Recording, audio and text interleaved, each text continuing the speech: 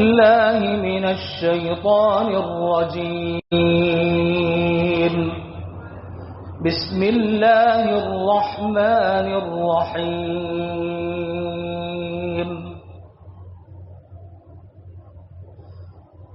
وإذ قال إبراهيم رب اجعل هذا البلد آمنا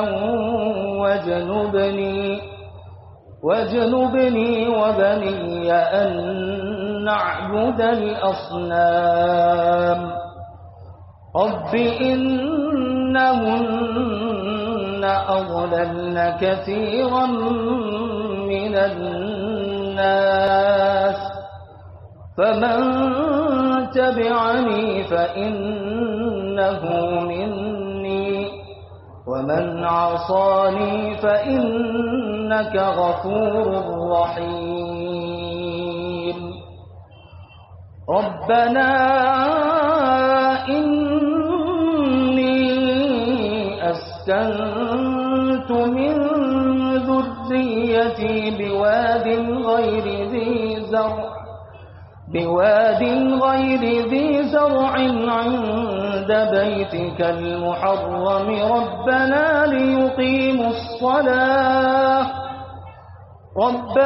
ليقيموا الصلاة فاجعل أفئدة من الناس تهوي إليهم وارزقهم من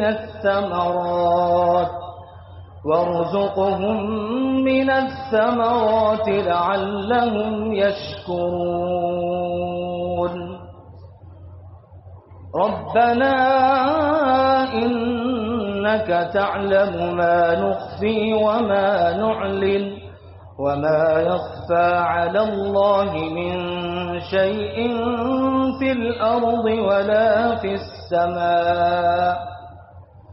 الحمد لله الذي وهب لي على الكبر إسماعيل وإسحاق إن ربي لسميع الدعاء.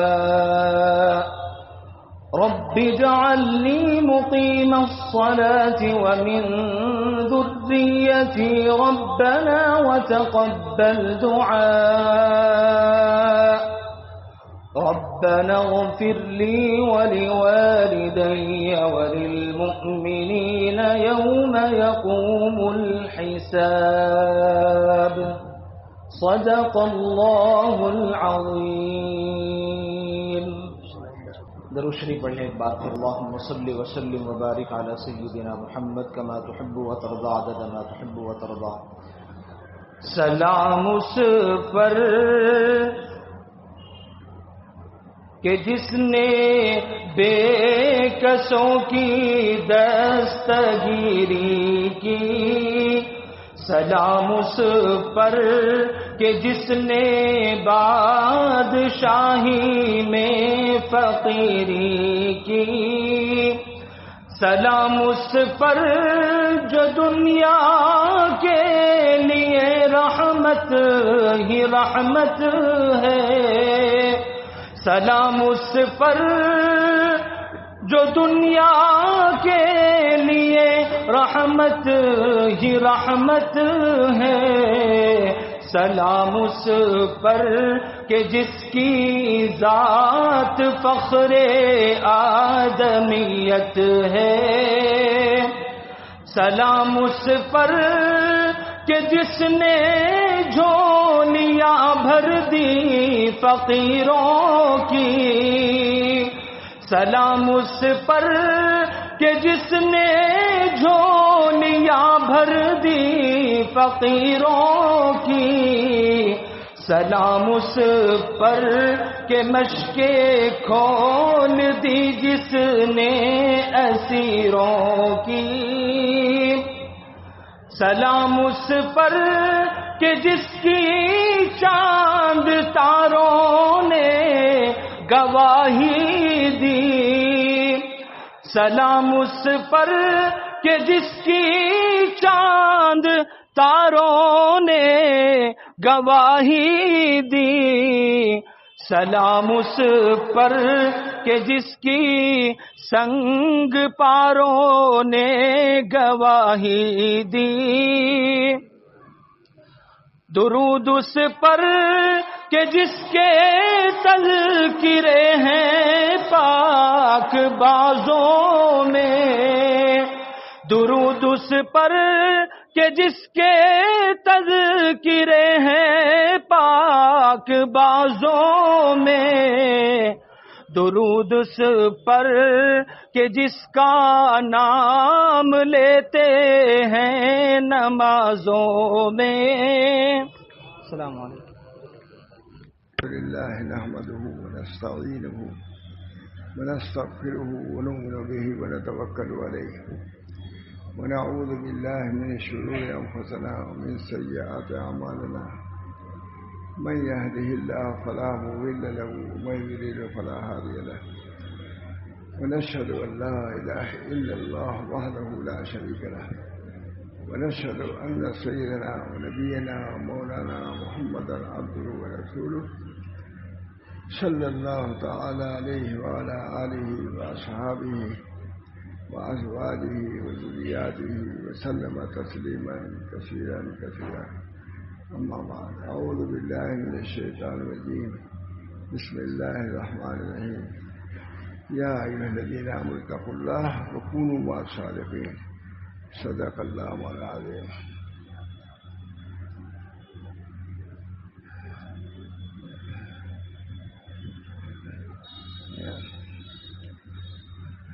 دوستو، بزرگوں اور عزیزوں، ماشاءاللہ آپ کچھ دیر سے دینی باتیں سن رہے تھے، میں بھی کچھ نہ کچھ سن رہا تھا، بہت ہی مسرت ہو رہی تھی اور خیال ہو رہا تھا کہ میں بھی کچھ جا کر بیان کروں گا آپ لوگوں کی ارشاد کے مطابق۔ خیال تھا کہ مجھے بھی کچھ بیان کرنا ہے اور کروں گا، چنانچہ اسی بیان کرنے کے لیے تھوڑی دیر کے لیے آ گیا ہوں۔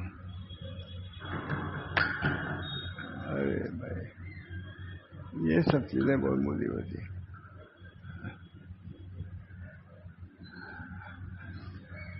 اللہ تعالیٰ اپنے فضل و کرم سے یہ تھوڑی دیر کا بیان بھی مفید اور نافع ہو، میں بھی دل سے کہوں اور آپ حضرات دل کے کان سے سنیں تو انشاءاللہ ضرور نفع ہوگا۔ ہمارے حضرت مولانا محمد احمد صاحب رحمۃ اللہ علیہ جو متفق علیہ بزرگ ہیں، وہ فرماتے تھے کہ بھائی جلسے بہت ہوتے ہیں، بڑے بڑے علماء آتے تھے، مولانا ابو الفا صاحب، مولانا طیب صاحب، کہا اگر یہ سوچ کے تم جاؤ کہ اس جلسے میں جتنی باتیں ہوں گی سب پر تو عمل نہیں ہو سکتا، لیکن ایک بات پر ہم ضرور عمل کریں گے۔ مولانا محمد احمد صاحب کا ایک قول ہے، بہت بڑے بزرگ تھے، وہ بھی آپ لوگوں کو معلوم ہی ہوگا کچھ نہ کچھ۔ ہم لوگوں نے حضرت مولانا شاہ ولی اللہ صاحب کے بعد انہی سے تعلق پیدا کیا تھا، اصلاحی۔ تو یہ وہ برابر فرماتے تھے کہ مولانا اتنے جلسے ہو رہے ہیں لیکن اصلاحی چیز سامنے نہیں آ رہی ہے، اصلاحی حال میں۔ تو اس کو پڑھتے ہیں کہ یہ بتلاتے تھے کہ دیکھو جلسوں میں آؤ کہ یہ سوچ کے آؤ کہ ہم ایک بات پر ضرور عمل کریں گے۔ سال میں کتنی مرتبہ تم جلسوں میں شریک ہوتے ہو، اگر ایک ایک بات پر عمل کرتے رہو تو پورے کامل عامل ہو جاؤ گے، بہت فرماتے تھے۔ میرے دوستوں بزرگوں، یہاں بھی ایسا ہے، دیکھ رہا ہوں الحمدللہ، سننے کا شوق ہے، ذوق ہے، یہ تو اول چیز ہے۔ اس سب سے پہلی تو اجتماع ہی ہے، اجتماع نہیں کر رہا ہوں، اجتماع سننا ہوگا۔ جب سنے گا آدمی تو عمل کرے گا، سماع اس کے بعد نطق، اس کے بعد عمل۔ سنو گے تو سننے کے بعد انشاءاللہ عمل کا داعیہ اور جذبہ پیدا ہوگا۔ اسمعو جیسے فرماتے تھے حضرت محمد صاحب، جیسے اعملو ہے ویسے واسمعو بھی ہے، عمل کرنے سے پہلے سنو۔ صحابہ نے سنا، نبی اکرم صلی اللہ علیہ وسلم کی ہر بات کو سنا، وقت نکالا، انہوں نے سننے کا وقت نکالا، سنا۔ تو اگر ایک مجلس سے ایک بات پر بھی اگر عمل ہو گیا تو اگر 100 مجلس میں گئے 100 پر عمل ہو جائے گا۔ یہ فرماتے تھے، ہمارے محمد احمد صاحب بھی بہت بڑے شیخ تھے ہمارے، فرماتے ہیں لیکن افسوس کہ اتنے جلسے ہوتے ہیں مگر چونکہ سننے کے بعد عمل کرنے کے ارادے سے نہیں آتے، یہ سوچ کے جائیں کہ جو بات کہی جائے گی اس میں ایک بات پر ہم ضرور عمل کریں گے، دیکھ کتنی آسانی ہے، تو انشاءاللہ بہت عمل ہو جائے۔ ہمارے یہاں جلسہ اصلاح المسلمین کا جلسہ ہوتا ہے، 90 سال سے کاربن ہو رہا ہے، اسی سے اصلاح ہوئی۔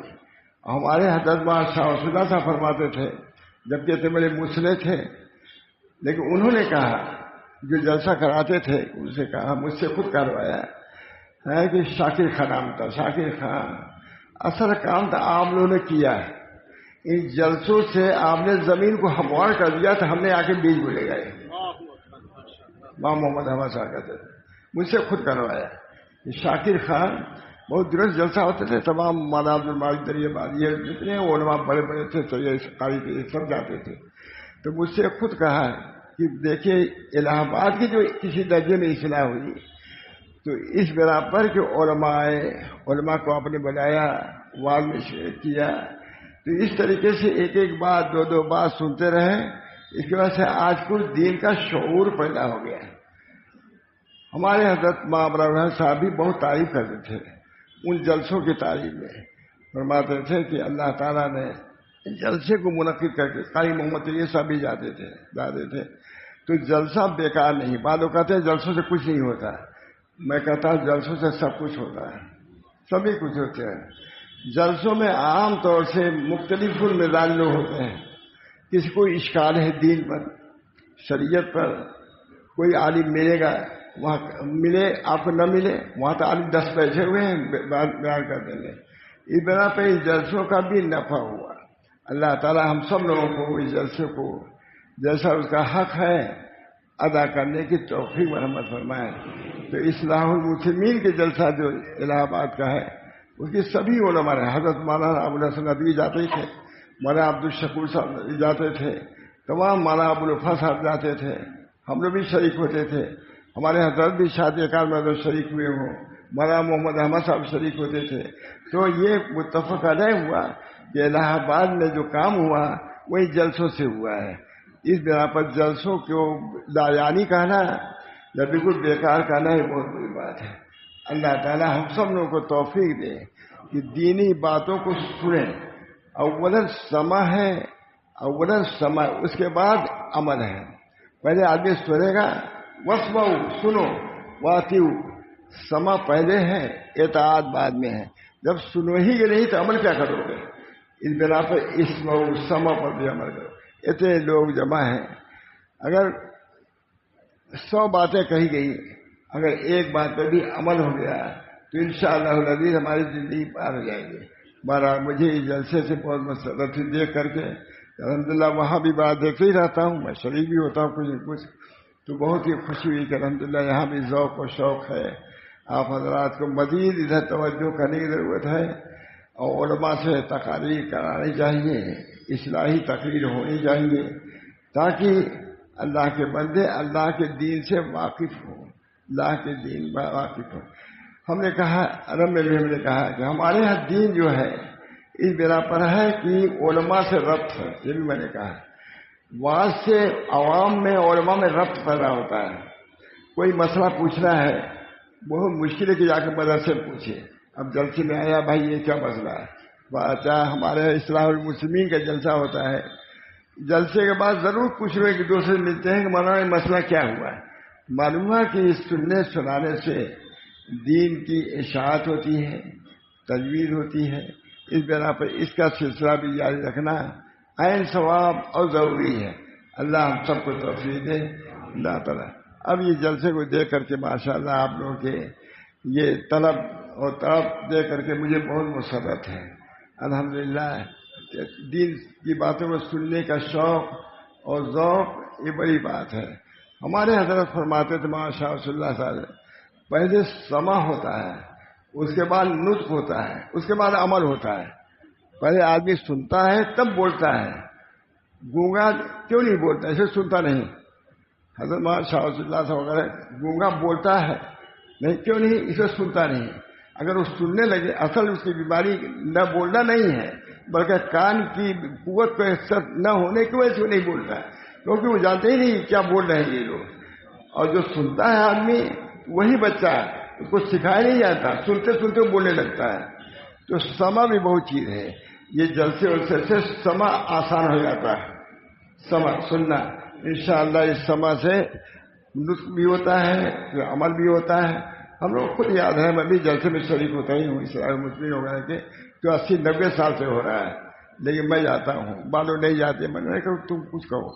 ہمارے حضرت نے خود شاہ رسول اللہ صلی اللہ علیہ وسلم نے فرمایا ہے کہ شاکر خان جلسے کے کہو کہ اصل کام تھا آپ نے کیا ہے. کہتے میرے بزرگ تھے، ان کا یہ کہنا معمولی بات نہیں، مجھ سے کہلوایا کہ وہ شاکر خان جو جلسے کے منتظم تھے 50-90 سال کے، کہا ہم نے کچھ نہیں کیا، آپ نے زمین کو ہموار کیا، ہم نے آ کے اس میں بیج دیا، تو اصل تو کام کا آپ کا ہے.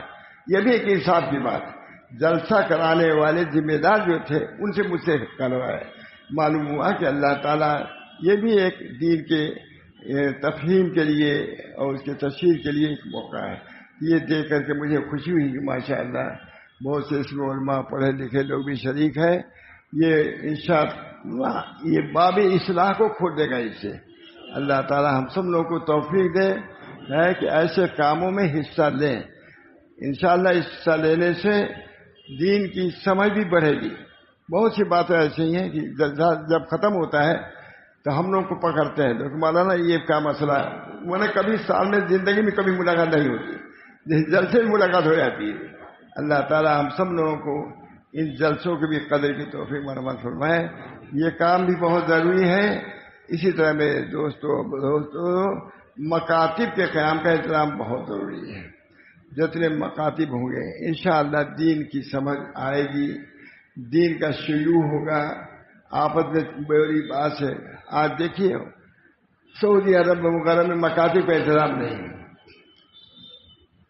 کچھ لوگ آ کے کہنے لگے کہ میں آج سعودی عرب فلاں جگہ کے لوگ تھے، وضو کرنے کا بھی ڈھنگ نہیں. ہمارے یہاں کوئی بھی ایسا نہیں کہ وضو کرنے کے ڈھنگ نہیں. کیوں؟ اس وجہ سے کہ علماء سے ربط ہے، آتے ہیں دیکھتے ہیں. اب جہاں اس کا سلسلہ نہیں ہوگا تو ظاہری اعمال بھی ٹھیک نہیں ادا ہو سکتے. اس بنا پر ان جلسوں سے بھی آپس کے ملنے جلنے سے بھی انشاءاللہ دین کی اشاعت ہوگی، دین کی تجدید ہوگی. یہ تو جلسے سے ہوگی. اسی طریقے سے الحمدللہ ایک سلسلہ ہمارے یہاں بزرگوں کا بھی چل رہا ہے.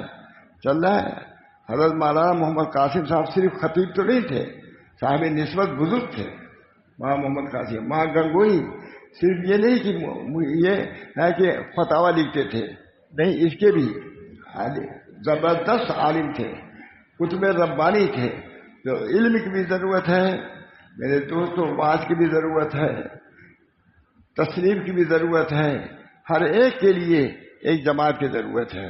فرض کفایہ ہے کہ ہم سب مل کر کے دین کا کام کریں، ہر ایک دوسرے کی تائید کریں، تب کام ہوگا. یہ نہیں کہ یہ کام کچھ نہیں، وہ کام کچھ نہیں.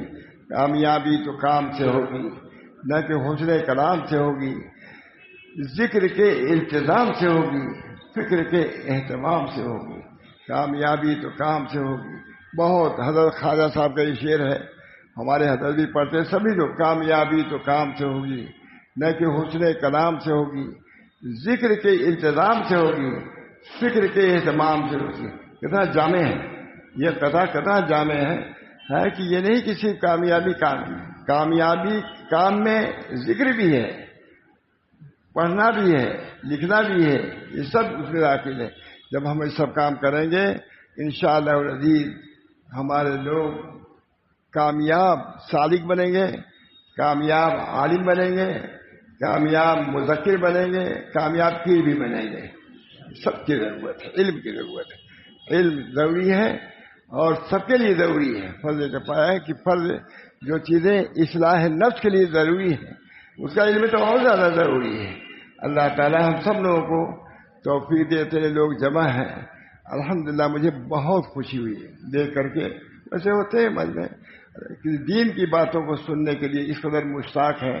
گرمی بھی ہے، لوگ آئے بھی ہیں اور لوگوں کی تکلیف بھی ہے، اذیت بھی، لیکن سننے کے لیے تشریف لائے. مجھے آپ لوگوں کو دے کر کے، آپ کی طلب کو دے کر کے مجھے بہت مسرت ہے۔ بہرحال یا الذین آمنوا، میں نے حدیث کیا پڑھی یہ ہے اعملوا بطاعت اللہ پڑھی۔ اب حدیث کی ترجمہ میں کر دیتا ہوں۔ اعملوا بطاعت اللہ واتقوا معاصی اللہ ومروا اولادکم بامتثال الاوامر واجتناب النواہی ذالک وقایۃ لہم ولکم من النار، اور کما قال علیہ الصلوۃ والسلام۔ ایک حدیث نبی اکرم صلی اللہ علیہ وسلم کی بہت کچھ اس میں بیان فرما دیا ہے۔ اعملوا بطاعت اللہ، اللہ کے طاعت پر عمل کرو۔ اللہ تعالیٰ نے جس چیز کا امر کیا یا رسول اللہ صلی اللہ علیہ وسلم نے امر کیا وہ طاعت ہے۔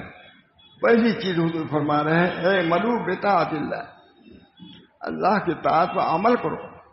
ہے عمل کا حکم صراحت دیا اعملوا بطاعت اللہ، اور دوسری بات کیا کہا واتقوا معاصی اللہ، اللہ کے معاصی سے بچے۔ دونوں چیز، تم اعمال کر رہے ہو معاصی سے نہیں بچتے، گویا کہ تم اچھی چیز کھا رہے ہو اس کے ساتھ ساتھ زہر بھی کھا رہے ہو۔ اس برابر معاصی سے بچنا بہت ضروری ہے۔ طاعت پر عمل کرنے سے زیادہ اہم معاصی سے بچنا ہے۔ اس بنا پر ہمارے بزرگان دین بہت زیادہ معاصی سے بچنے کی طرف ترغیب دیتے رہتے ہیں۔ اس کا بھی ہم کو آپ کو خیال رکھنا چاہیے۔ بعد میں اعمال کیے جاتے ہیں، معاصی بھی بیان کی جاتی ہیں۔ ہمارے حضرت مولانا محمد احمد صاحب رحمۃ اللہ علیہ فرماتے تھے، جو لوگ بعد میں شریک ہو کے آتے تھے، سارے مسلم جلسہ میں بہت مشہور ہے کہ دیکھو سب لوگ ارادہ کر لو کہ ایک بعد میں جو بات ہوگی ایک کو ہم ضرور عمل کریں گے۔ تو کہا کہ 100 بات سنو گے تو 100 باتوں پر عمل ہو جائے گا۔ تو اعملوا بطاعت اللہ واتقوا معاصی اللہ، کہنے ہم گئے اعملوا بطاعت اللہ، اللہ کے طاعت پر عمل کرو، واتقوا معاصی اللہ، اللہ کی نافرمانیوں سے بچو۔ بتلائیے جو ہمارا خالق ہے، مالک ہے، رب العالمین ہے، اسی کی نافرمانی کریں گے تو ہم کو کہاں چین سکون نصیب ہوگا۔ آج یہی حال ہے کہ ہم معصیت بھی کر رہے ہیں اللہ تعالیٰ کی۔ اللہ تعالیٰ کے کرم کا یہ کرشمہ ہے کہ سب کچھ کھا پی رہے ہیں ہم لوگ، ورنہ اللہ تعالیٰ یہ بھی سکتے ہیں کہ معصیت کی وجہ سے ہم محروم کر دیے جائیں، لیکن فرماتے اللہ رحیم ہے اعملوا بطاعت اللہ واتقوا معاصی اللہ ومروا اولادکم بامتثال الاوامر واجتناب النواہی ذالک وقایۃ لہم ولکم من النار۔ کتنی جامع بات ہے، اعملوا بطاعت اللہ، اللہ کے طاعت پر عمل کرو، واتقوا معاصی اللہ، اللہ کے معاصی سے بچو، نافرمانیوں سے بچو۔ اعملوا بطاعت اللہ واتقوا معاصی اللہ ومروا، ابھی ذمہ داری ختم نہیں ہوئی، ابھی 2 چیزیں آ رہی ہیں پھر باقی ہے۔ پہلی 2 کا ہے اعملوا بطاعت اللہ واتقوا معاصی اللہ ومروا اولادکم بامتثال، جس طرح اپنے نفس کی اصلاح کا امر فرمایا حضور صلی اللہ علیہ وسلم نے، اس طرح اولاد کے بارے میں آ رہا ہے اعملوا بطاعت اللہ واتقوا معاصی اللہ ومروا اولادکم بامتثال الاوامر واجتناب النواہی ذالک وقایۃ لہم۔ دونوں کے بعد یہ ہے کہ جہنم سے نجات کے ذریعہ ہے، صرف اپنی اصلاح نہیں۔ یا الذین آمنوا قوا انفسکم واہلیکم نارا، ہے یہ کو اپنے اولاد کو آدمی آگ میں جلتا دیکھ نہیں سکتا ہے، لیکن یہ کب ہوگا جبکہ آپ شریعت پر عمل کریں، اور بچوں کو بھی شریعت پر عمل کرنے کی ترغیب دیں، بلکہ ان کو دین سکھائیں تاکہ وہ دین پر سیکھ کر کے آگے یا ایھا الذین آمنوا قوا انفسکم، لکھا مصنف نے کہ اس کی تفسیر میں کہ اپنے بچوں کو آگ سے بچاؤ، اے بتعلیم الدین، دین کی تعلیم سے ان کو آگ سے بچاؤ، یہی لگے اے بے تعلیم یا ایھا الذین آمنوا قوا انفسکم واہلیکم نارا، آگ سے بچائے گی کہ ان کو دین کا علم سکھاؤ، ان کو دیندار بناؤ، تب آگ سے وہ بچ سکیں گے۔ اس بنا پر اپنے نفس کے یا ایھا الذین آمنوا قوا انفسکم واہلیکم نارا، یا ایھا الذین آمنوا قوا انفسکم، اے لوگوں اپنے نفسوں کو آگ سے بچاؤ۔ ایسے پر بچ نہیں کیا اپنے اہل کو، یا ایھا الذین آمنوا قوا انفسکم واہلیکم نارا وقودها الناس والحجارہ۔ سوچیں آیت پہ غور کیجیے کہ کتنی زبردست تہدید دھمکی ہے۔ یہ نہیں کہ صرف اپنے کو تم بچا لو، مگر تمہاری ذمہ داری ہے کہ ایسے علوم اپنے بچوں کو سکھاؤ کہ جو راہ راست میں جس کی وجہ سے رہے. اگر تم نے خود غیر ذمہ داری کا کام کیا تو اللہ کی طرف سے کچھ آئے تو تمہاری تم کوئی شکایت نہیں کر سکتے. یا ایھا الذین آمنوا قوا انفسکم واہلیکم نارا وقودها الناس والحجارہ. اتنی زبردست وقودها الناس والحجارہ. کہتے ہیں یہ بہت ہم نے سنا ہے، بچوں بزرگوں نے سنا ہے کہ ایک لڑکا تھا، وہ بہت روتا تھا. کہا بیٹا تم کیوں اتنا روتے ہو؟ کہا آگ سے ہم کو ڈر لگتے ہیں، جہنم کے آگ سے. کہا ابھی تم بچے، تم کو آگ سے کیا تعلق؟ نہیں اماں، آپ جو چولہے سے جاتی ہیں تو پھر چھوٹی چھوٹی لکڑی چڑھاتی ہیں تب اس کو بڑی ہو جاتے ہیں. تو ہم کو یہ ہوتا ہے کہ اللہ تعالیٰ ہم کو دوزخ میں ہمیں سے شروع کر دیں. یہ چیزیں ہیں. اللہ تعالیٰ ہم سب لوگوں کو دین کی سمجھ عطا فرمائے اور دین پر عمل کرنے کی توفیق مرحمت فرمائے. دین مشکل نہیں مولانا، اگر آدمی ارادہ کرتے ہیں تو سب کچھ آسان ہے، لیکن ہمارا نفس جو ہے چلنے نہیں دے رہا. یا ایھا الذین آمنوا قوا انفسکم واہلیکم نارا وقودها الناس والحجارہ. یہ تمام حدیثیں بھی ہیں مولانا، آیات بھی ہیں جو دین کو ابھارنے کے لیے کافی ہیں، دین پر عمل کرنے کے لیے کافی ہیں. ہم سب کو مل کر کے اللہ تعالیٰ کی اطاعت اور فرمانبرداری کی ہم فرمانبرداری کی صحیح کریں انشاءاللہ العزیز. اگر کسی کے اندر کوئی کمی ہے اپنے ساتھیوں سے اس کو سیکھ لے، اس پر عمل کرے. انشاءاللہ دینداروں کا ایک ماحول جب بن جائے گا تو دین پر عمل کرنا بھی آسان ہو جائے گا. اللہ تعالیٰ ہم سب کو اس کی توفیق مرحمت فرمائے. بہت مختصر ہی کریں کیا اور کریں، بہت دیر سے لوگ بیٹھے ہوئے ہیں. نہیں اللہ بہرحال مجھے بہت مسرت ہوئی کہ اتنے لوگوں کو مخاطب کرنے کا شوق کا اللہ تعالیٰ نے موقع دیا. جو موقع رہتے ہی ہیں عموماً ہمارے یہاں اسلامی مسلمین کا جو جلسہ ہوتا ہے بہت بڑا ہوتا ہے. اس میں مولانا عبدالشکور صاحب نے اس کو قائم کیا تھا. وہ اب بھی اس جلسے کا بہت فائدہ ہے. مولانا عبدالشکور صاحب کے نائب تھے شاکر خان. تو مجھ سے خود مولانا شاہ رسول اللہ صاحب نے فرمایا کہ جا کے کہو کہ الہ آباد میں جو اصلاح ہوئی ہے ان جلسوں سے اصلاح ہوئی ہے. اس کی تائید لے کر رہا ہوں. کیوں؟ اس وجہ سے کہ جلسوں سے علماء سے ملاقاتیں ہوئی، باتیں ہوئی، اس کی وجہ سے دین حقیقی آ گیا. اللہ تعالیٰ ہم سب لوگوں کو توفیق دے کہ ہم سب دین پر عمل کرنے کے لیے تیار ہو جائیں. آفات اور بلیات تو آتی رہتی ہیں، ان میں سب میں اگر رہیں گے اللہ کی نصرت ہوگی، اللہ کی مدد ہوگی.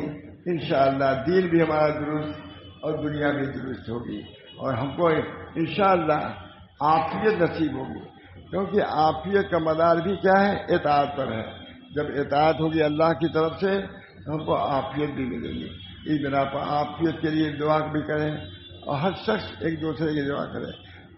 دعا کر لیجیے. اللہم انی اسألک العافیہ، اللہم انی اسألک العافیہ ودوام العافیہ والشکر علی العافیہ. اللہم آت نفسی تقواها وزکها انت خیر من زکاها انت ولیها ومولاها. اللہم الف بین قلوبنا واصلح ذات بیننا واہدنا سبل السلام ونجنا من الظلمات الى النور وجنبنا الفواحش ما ظهر منها وما بطن وبارك لنا في اسماعنا وابصارنا وقلوبنا وازواجنا وذرياتنا وتب علينا انك انت التواب الرحيم. بہت ہی جامع دعا ہے نبی اکرم صلی اللہ علیہ وسلم کی. میں تو بتلاتا بھی ہوں، خود بھی پڑھتا ہوں. اللہم کتنی عمدہ طویل دعا ہے لیکن بہت ہی جامع دعا ہے. یہ تو سب کو یاد ہی کر لینا چاہیے. اللہ تعالی ہم سب لوگوں کو نبی اکرم صلی اللہ علیہ وسلم کے طریقے پہ چلنے کی بھی توفیق دے اور ان کے دعاؤں کو کے الفاظ کو رکھنے، یاد کرنے اور تو عمل کرنے کی توفیق بنا فرمائے. اب دعا کریے. میرا خیال ہے بس کرنا. اللہ درود شریف پڑھ لیجیے. درود شریف پڑھ کے دعا کیجیے. اللہم صلی علی سیدنا محمد صلی اللہ اللہم صلی علی سیدنا محمد وعلی آلہ وصحبہ وازواجہ وذرياته وسلم تسليما كثيرا كثيرا. اللہ تعالیٰ ہم سب لوگوں کو عافیت زیادہ عطا فرمائے اور دین مستقیم پر چلنے کی توفیق فرمائے اور نبی اکرم صلی اللہ علیہ وسلم کی سنتوں پر چلنے کی ظاہری سنتیں بھی ہیں اور باطنی سنتیں بھی ہیں. باطنی سنت یہ حضور کی ہے کہ کسی سے ہم کینہ نہ رکھیں. سب سے بڑی بات یہ ہے کسی سے ہم بغض نہ رکھیں. حضرت دین کا یہ بھی ایک شعبہ ہے جیسے ظاہری اعمال درست کیا جائے اس طرح باطنی اخلاق کی بھی درستگی کا اہتمام کیا جائے تب صحیح معنوں میں متبع سنت ہوں گے. اللہ تعالیٰ ہم سب کو اس کی توفیق دے. ربنا تقبل منا انک انت السمیع العلیم برحمتک یا ارحم الراحمین بحرمت سید النبی کریم صلی اللہ تعالی علیہ وسلم.